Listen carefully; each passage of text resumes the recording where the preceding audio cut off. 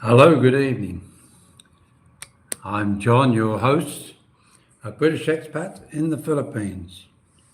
It's just 10 to 9 here in the Philippines, and I'm hoping that some of you might come and join the conversation if there is anything that sparks your mind. I'd like to remind you that if you give me a thumbs up, it does help the channel. So we'll start with tonight. Tonight being a Saturday night.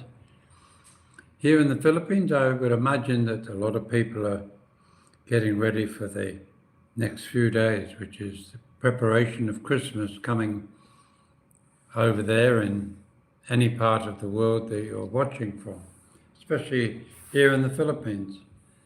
The last few days, I've been watching many videos that have been put out by many of the local creators here in the Philippines. Some you may well know, Simon, Stephen, and many others.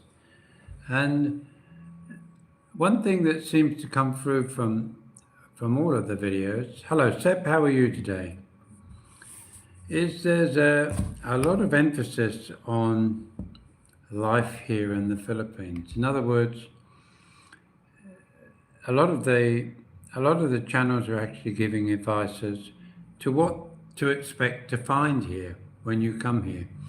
A few days ago, I actually went to renew my visa, which I'm on a tourist visa here in the Philippines currently, after having done my visa run about 4 months ago now, and I did my visa run to Thailand, but on my return I had to renew it again for a further 28 days, and then my first two monthly. And a couple of days ago, I had to renew my first proper 2 month period, and I did so by going to Angeles City. And the thing is that I go there on a regular basis to do things, legal things, popping around to various shopping centres where I can get things that I can't necessarily find around here. And I decided that while I was there, I'd make use of the time to pop into Walking Street. Those that have watched my channel will have seen me walking up there the other day, but my goodness, I had a varied number of rather irate comments from what appeared to be locals who felt that I should watch what I say about their beautiful city. I'm sorry that I might have offended somebody, but the thing is that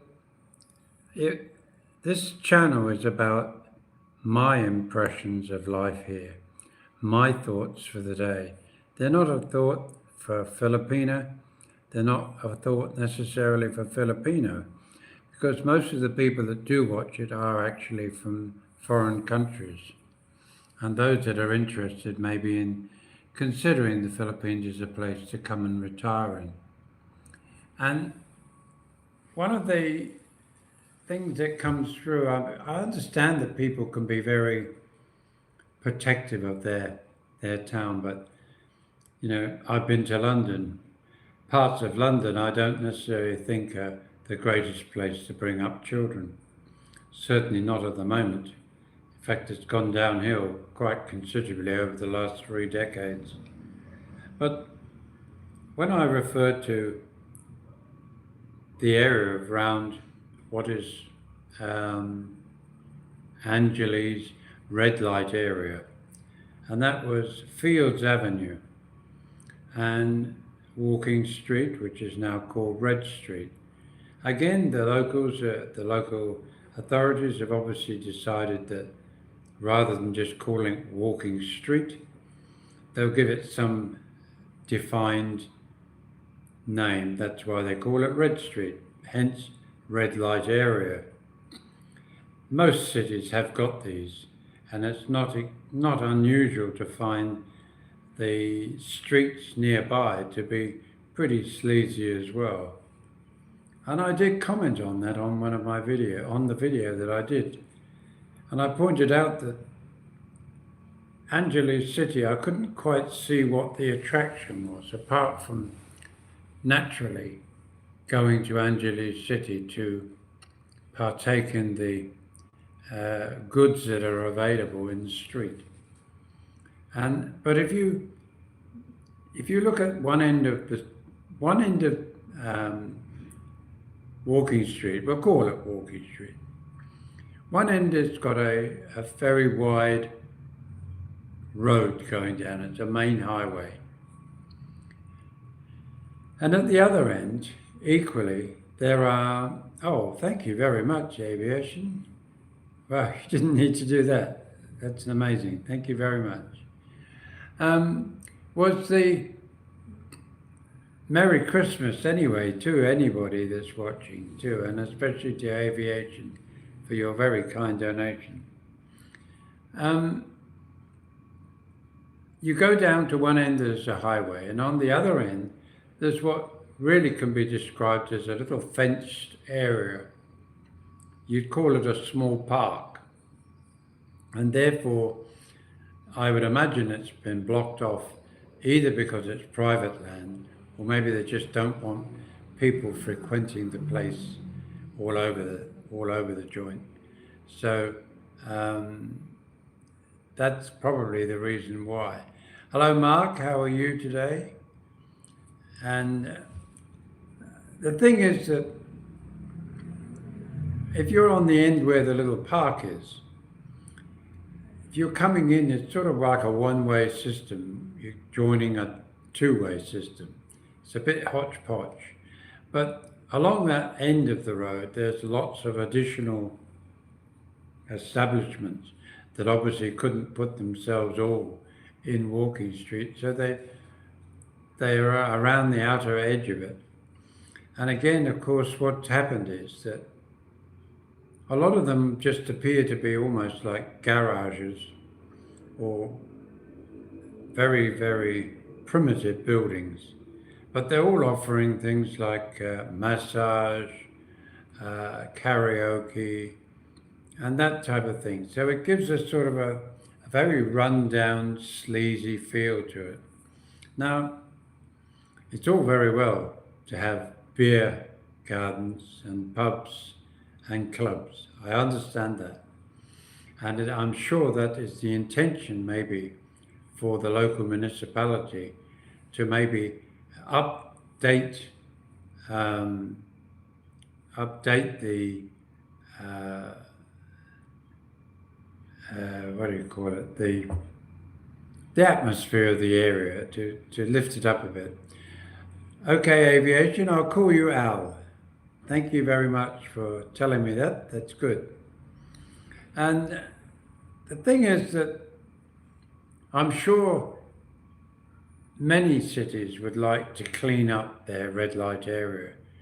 It does bring tourists into the area, but again, if you just drive, like it took us about, I would say, 15 minutes to get back onto the road that we wanted to find our way back out of the city. And by doing so, you follow the GPS, turn right here, turn left there, first on the right. And it takes you down what is really very narrow barangay roads all around that area. And of course, you immediately see that it's not exactly a wealthy part of town. And when I did my review, I suppose, of Walking Street, I didn't get to see all of the so-called people that are supposed to stay there all the time. They were probably busy in the bars. But what happened is that you end up going past what is really, in a sense, squatter properties. They don't look like they own the properties. They look like they've certainly been chopped off the front in terms of the buildings when they've tried to widen the road. And they literally pull off the front of a building, and what remains is basically corrugated iron blocking up with maybe a small door embedded into it to replace what was maybe the front of a building.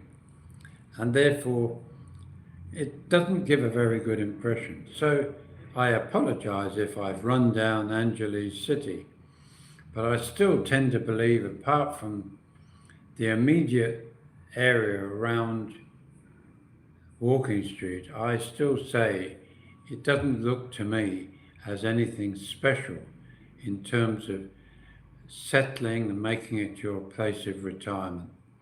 I can think of a dozen other places that are within the vicinity, but a lot better as a place that gives you a feeling of being in a nice place. You know, people always rubbish the provinces here, and I think that's a bit unfair, simply because it's in the provinces that you'll get to see real day-to-day life. People who maybe live in a normal house with a front garden, maybe a back garden, yes, order in a street, and a certain tidiness attached to it. Always when you go in a city, most of the places are either like rare, like Makati or BGC, but the rest of the places are just a hodgepodge of a typical Philippine city, and there's no order in these places. From a point of view of coming here from, I'm just trying to think, like I travelled from Melbourne to here. I've been back to Melbourne. Melbourne's not what I would call my homeland. Adelaide is probably more connected to me in Australia, and Ballarat, where I lived before with a hobby farm. And therefore, none of those are actually really what you might call big cities. Certainly Adelaide is not a big city.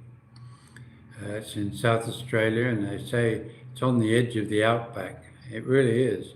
You drive outside and you just got flat farmland as far as it goes, and often areas which just really almost tumbleweed.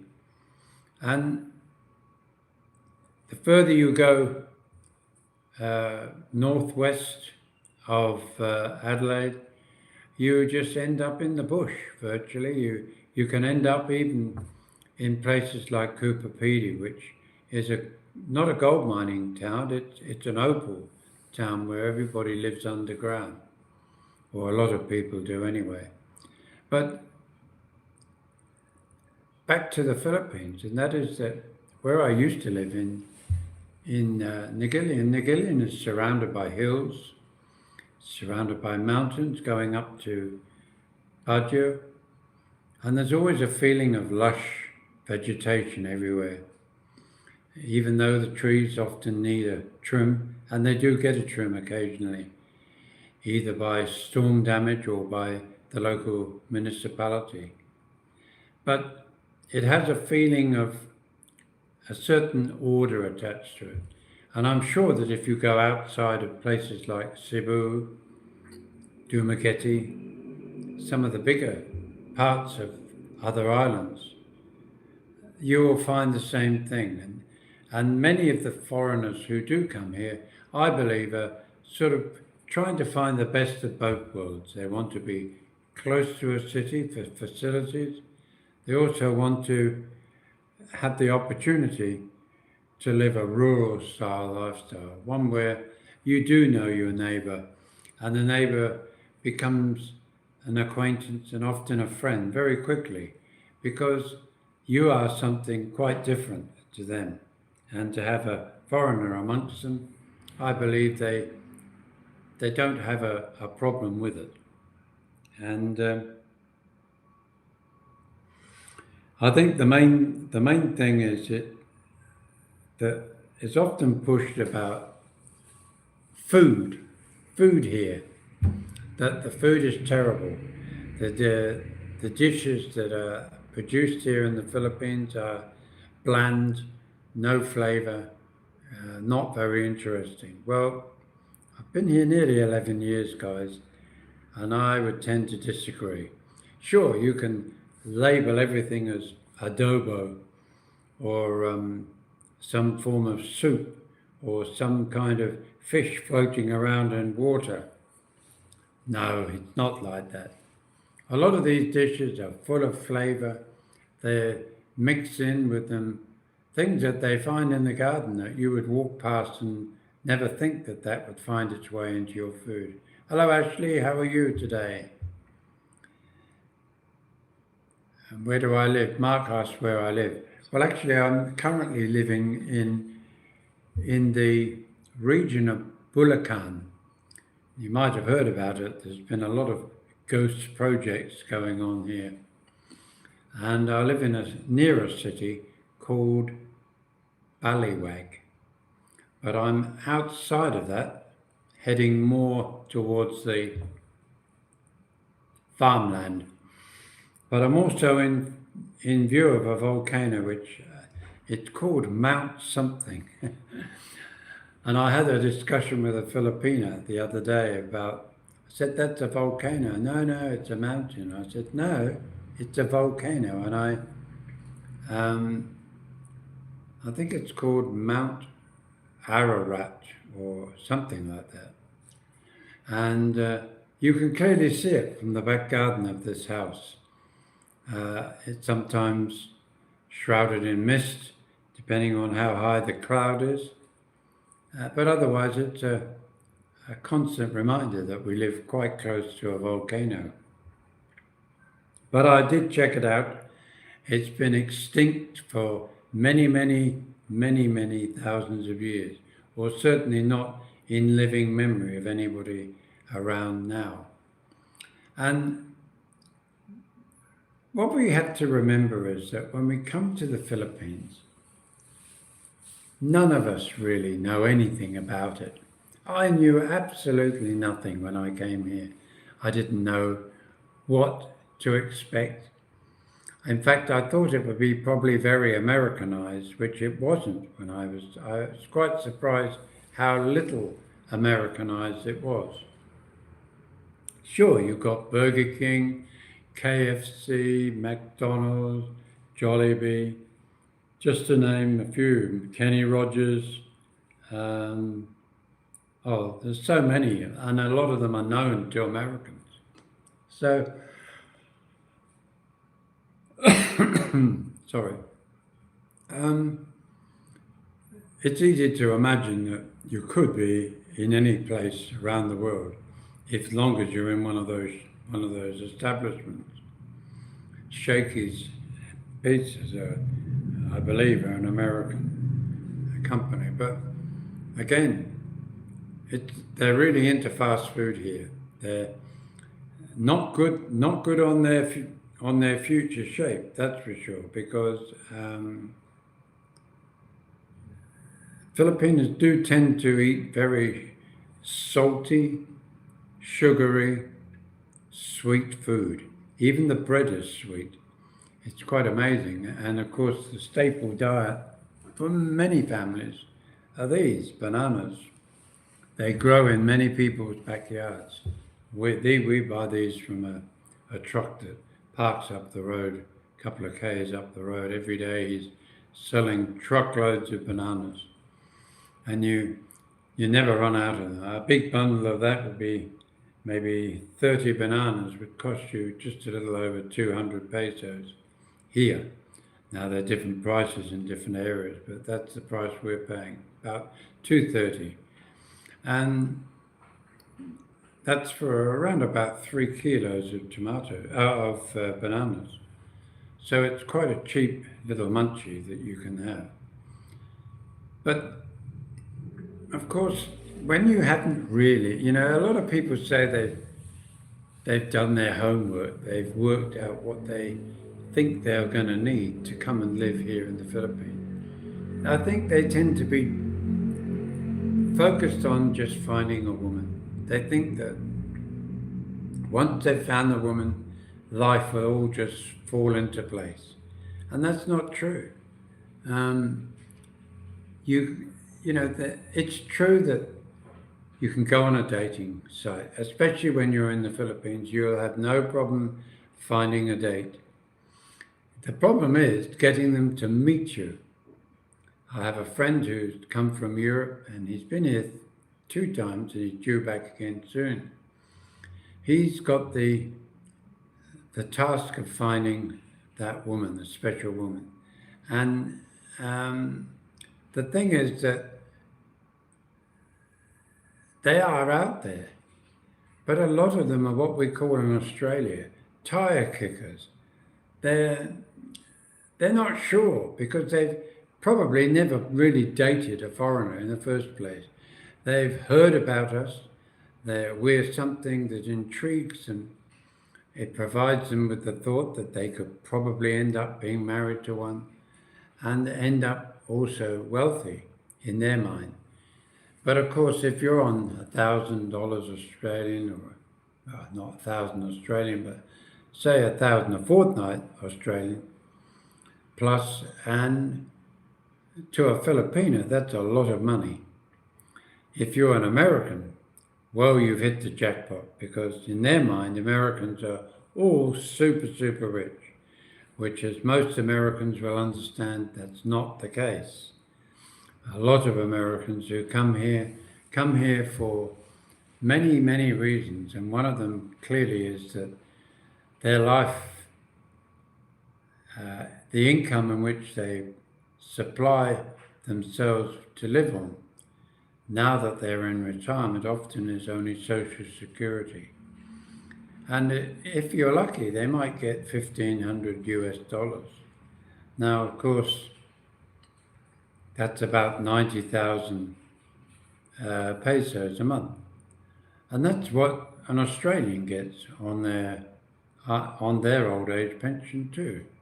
So it is enough to live. But if you come here with existing health issues, you really are going to find life difficult, because there are not the services that you think and automatically assume are there for anybody who's sick. Sure, there's some very good hospitals. Merry Christmas, Uncle John. Thank you very much. And what was this here? I just saw something here. Jason said, Jason Vlogs. How was Angeles City? Hope you enjoyed your time and the ladyboys didn't hassle you. Actually, yes, I did see 2. That's right, I did see 2 ladyboys. Yes. I should have mentioned it in my video, but I was probably too busy being a bit shocked at the number of foreigners who decided to disguise their looks as they were walking towards the camera, except I was filming myself and what was behind me. And I thought that was rather funny, and I just thought, I wonder if they're hiding from a friend or maybe a lady they have back home, and they don't want to suddenly realize that they were in a red light area looking for ladies. And in fact, they were all walking on their own, so they weren't really doing anything wrong. And but it just made me laugh that they were doing that.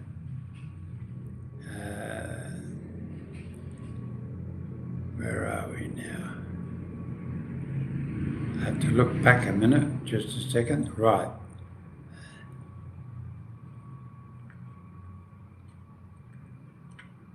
Where are we? Right. Al says, America is falling apart in the worst way. Sure is. And I think not America only. England's doing pretty well, and there's some horrific stories coming out of Australia at the moment. So I think we're actually in the best place here at the moment. I've not got time for Americans in the Philippines. Well, Jason, I'm sorry you feel that way, because I talk to a lot of Americans, and in doing so, it helps me to I suppose, get to understand them, because they're not all those brash, you know, like that kind of guy. A lot of them are just down to earth guys like you and I, except they talk funny. When I say they talk funny, they got an accent and they talk like that. But then if I was to talk like an Australian, I've got the same weird accent, or if I come from London, like I talk like that. So we're all different in that sense. So we shouldn't be so hard on them, but you can blame YouTube, because when we first started up this channel, that's Jane and I, one of the things that was recommended in it, we watched lots of things about how to set them up, aim for your target audience, even put the nationality of the people in which you want to draw attention to. There we are, came the word American. And it does work. If you put American in the title, you inevitably get a lot of Americans watching you, and hence they're my second biggest viewers here. The next biggest are the ones from the Philippines, so they're probably more likely to be foreigners anyway. And anyway, you learn by talking to people. You talk to a lot of them up in Baguio. There are a lot up there. You've got two types, well, three, to be fair. You got one American who will ignore you like anybody. Doesn't even have to be American. He'd be Australian and English, and they ignore you. Even the sort of, "G'day, mate," and they won't react at all. Then you've got the others that will sort of go, "Yeah, yeah, right, yeah." And then you've got the other ones who will stop, ask you where you come from, and start talking to you. And inevitably, you've got their girlfriend or their wife behind them, almost frowning at you as if to say, "Why are you talking to this other foreigner?" I don't think they want you to exchange ideas. I don't know what it is. Many Filipinos will say the same thing, that they've noticed how within their family circle, the wife doesn't really want her husband talking to other foreigners. I don't know why that is. Maybe it's just their insecurity. Now we've got Paul Rogers. Hello. Tell you, sailor, I take my hat off to you. Most days I'm just trying to keep my head above water, but you have a way of keeping hope alive. Need to get that morning cuppa tally ho. Need my morning cuppa tally ho. Oh, so it should be like this. Hello. I tell you, sailor. I think you might be English, Paul. Tally ho. Very good. And Jason said they hate getting filmed on Red Street, John. Yeah, I don't know why. I didn't mind. John Double. Oh, well, that must make you a Gemini, was it, John? Hello from Australia. What part of Australia are you in? Jason said, the reason why I'm saying that, John, is they are so loud. Yes, I think you're right there. I feel that they've been indoctrinated all their life to believe that they are what they believe they are, which is the biggest, strongest, most intelligent, best money earners, the best money managers, the best at everything. And they eat the biggest, they work out every day. And of course, I'm not quite sure where Mr. Blobby came in on the workout, but there are a lot of Mr. Blobbies that come here to the Philippines. And my images of so many Americans here that I do see is they're often not necessarily tall. They're certainly heavy on the top and rather skinny little legs below. And they tend to wobble or waddle. So maybe that they're a bit top heavy because they've been working out so much. But you only have to look at the. I often wonder how they recruit frontline workers in the police force in America. I used to think they had to do a fitness test. You often wonder how any of them pass the fitness test when you see them on the various newscasts, especially when they're supposedly monitoring crowds. Jason says, when I'm in Angeles City, I try to ignore them. Maybe it's just a British thing. Well, actually, Jason, I got talking to a couple of Americans. Actually, I think I was talking whilst I was filming to a couple of them, and they seemed quite friendly enough. Maybe the alcohol was loosening their lips a bit. Emerita Masto. Hello, say hi. I will. And John Double comes from Tasmania. Oh, you come from down Tassie way. Well, they say that Tassie, I've never been to Tassie, but what I've seen in magazines and pictures on top of Qantas books when they're advertising fly to Hobart is that it's very much like New Zealand. And I do think geologically, I think New Zealand broke off from Tasmania or something like that many millions of years ago. Not loud Americans here. Well, that's all right, Al. That's good. And Violet, hello, Violet. Good morning from California. A very, very Merry Christmas to everybody that I haven't wished a Merry Christmas. Do you know, I said this morning when we went out in the car, and I said to my companion, it's very quiet out here. It's almost like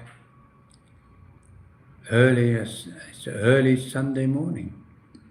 And it was Saturday morning. And then I realized each year, this time of the year, the last week before Christmas, there's all these Christmas parties. The kids are having little Christmas galas at school. They're wandering down the road in their nice little best outfits. And you realize it's the wind down of the country as they get used to the fact that Christmas is only, 5 days away. In fact, it's only 4 days till the 24th, which is when most people here in the Philippines tend to religiously and also socially celebrate it more here on the 24th. And they go to those that are attendees of the church, they go off for midnight mass, and then they come home and they eat the food that they've laid out on the table. So if you're a burger, the best time is to watch when the family leave the house and to go in there and have a feast. So when they get back, they'll say, a bit like the Three Bears, who's been in my little bed? They'll be saying, who's been eating my food on the table? Religions are just gold diggers. Yes, well, religions are being, I'm afraid, the cause of many things. And we could get into, don't start me off with that one. Just another day. It is sure, Matthew. As Matthew says, religions are for gold, just gold diggers.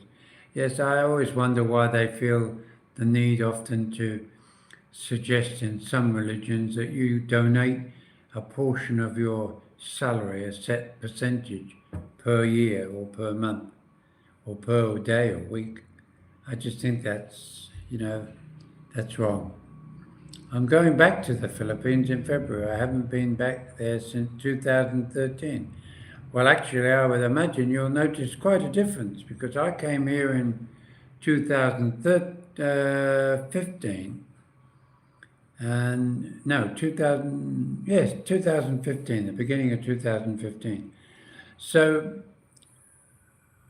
I can assure you it's changed in the 10 years that I've already been here, 10 and a half years. And I think you'll get a big surprise. I hope not a bad surprise.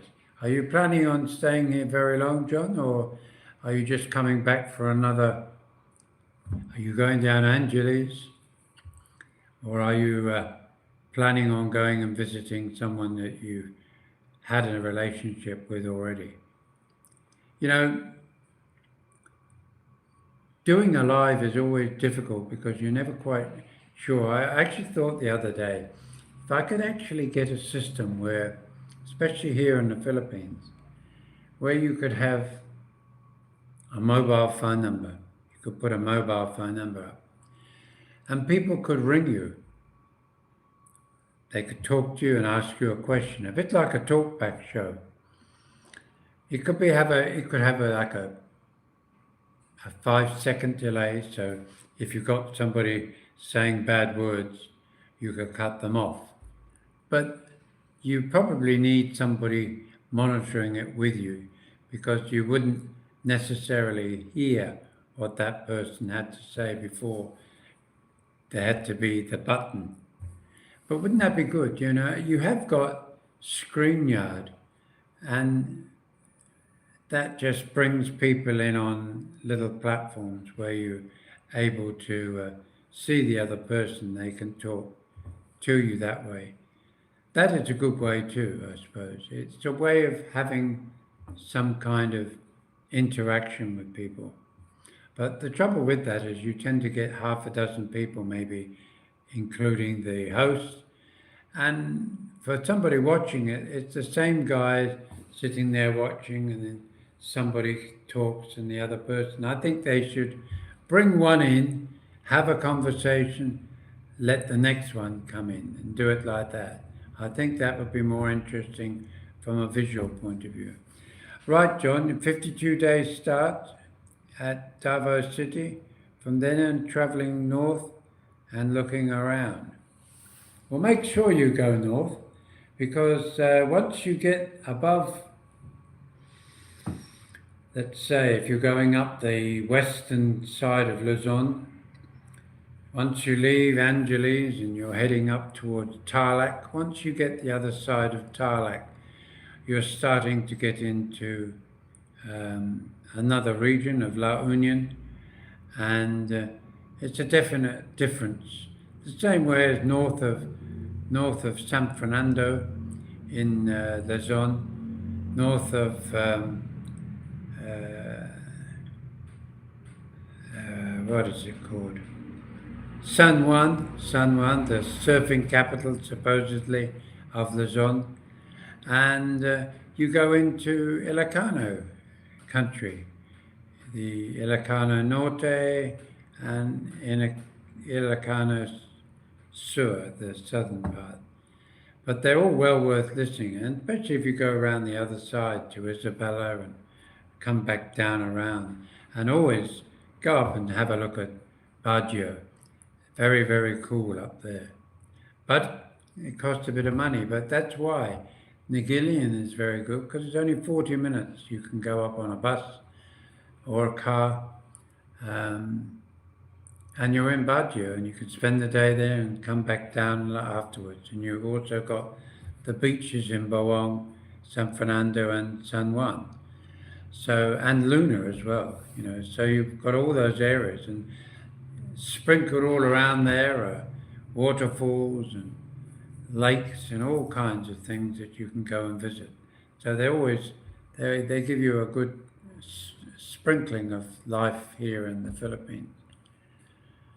You know, there is so much to the Philippines. It's more than just a place to come and retire. It's a lifestyle.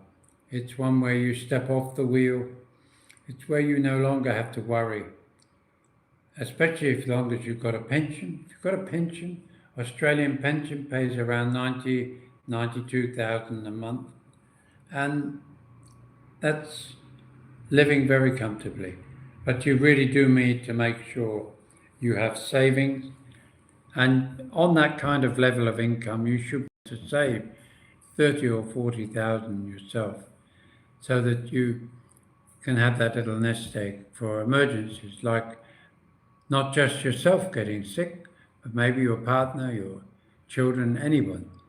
You just need that money behind you. And I still think that building your own home gives you not only satisfaction and a feeling of connection to the place, it gives you the opportunity to, in effect, live rent free. And so whatever you've got left over coming in each month, that then becomes spending money.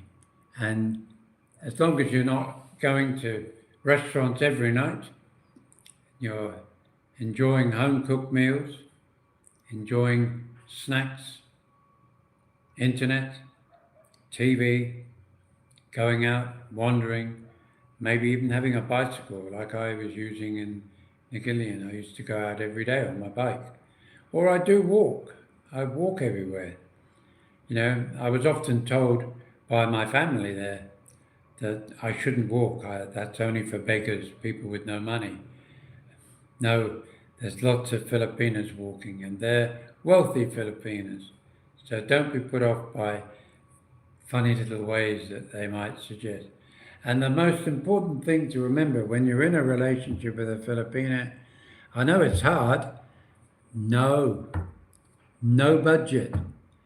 And don't tell them absolutely everything about your money.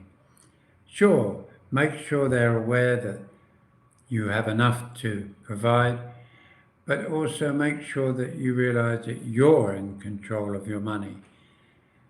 They're in control of the money you might let them have as maybe an allowance for themselves, and try and make sure that you don't think carefully before you encourage them to give up their job to spend all their time with you, because in a way you need that time on your own as well. It's a lot of people who retire, even Australia and New Zealand, they have a big difficulty adjusting to mum and dad being home all day. Mum's not used to having dad home all day, and that's where problems and cracks appear. So if she is working and she's enjoying her work, try and encourage her to remain doing that and build your day and your weekends to be a benefit to her and yourself, and spend that time when you're not together doing the things you want to do and have the hobbies that you want to do. But what you don't need to do is have a YouTube channel, because every time you talk about issues, they say, "You're talking about me again." No, I'm not. But of course, a lot of what we hear, what we experience ourselves, comes out in the thought of the day. I just hope that my effort at trying to bring you a true impression of my life here in the Philippines, is of some benefit to you all. I hope that I come across as a normal guy, and that my ideas and suggestions are of help to you all. So again, thank you very much for joining me on my live.